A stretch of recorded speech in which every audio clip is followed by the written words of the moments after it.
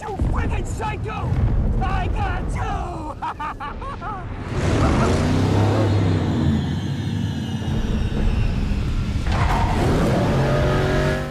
Throughout the decades, The Dark Knight has gone through many live-action adaptations, from well-loved classics to some that are far more regrettable than others. But as we've gone through many incarnations, are we really ready to have another Batman movie? And does it hold up to many fans' expectations for what they've been waiting for?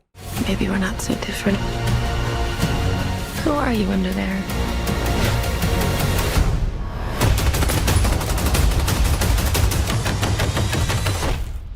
I'm vengeance.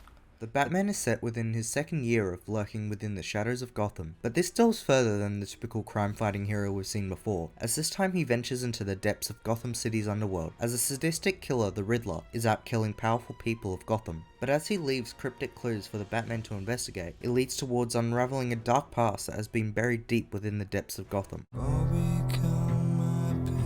Let's play a game, just me and you. Any of this mean anything to you?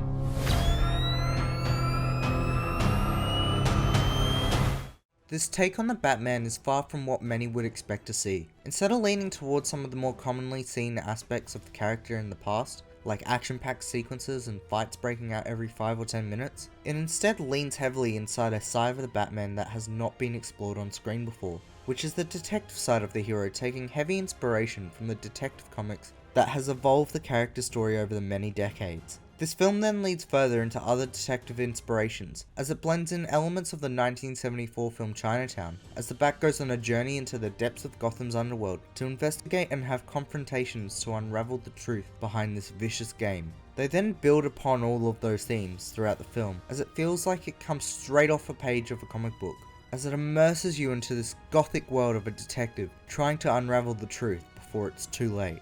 What then becomes a continuous theme throughout the film makes you feel many emotions, as this film brings so many elements within that you can't help but enjoy the thrill of following Batman on his journey, or feel threatened by the many people within Gotham, as you're unsettled by the massive stakes that have been traced throughout this mystery. With Michael Giacchino's score, it manages to build upon those themes throughout, as his magnificent score adds that emotional tension within scenes, and it accomplishes this by creating a subtle score that is not as overpowering throughout the majority of the film, but then gradually crescendos into being this powerful score as action ensues within the film.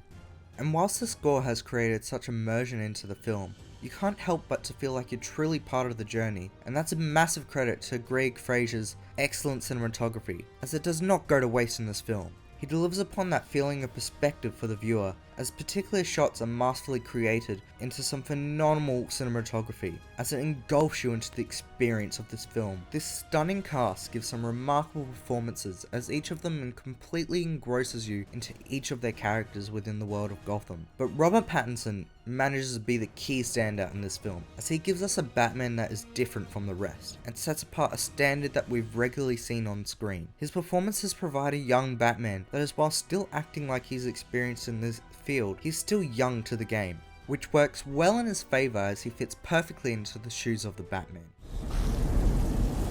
I'm vengeance.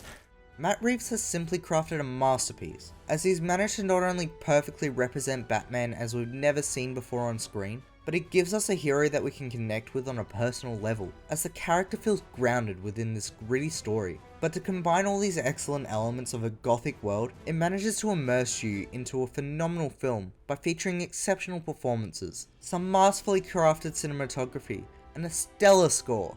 It overall makes up for a film that feels progressively better than any previous takes of the Batman. You can unmask the truth by checking out The Batman in cinemas March 3rd.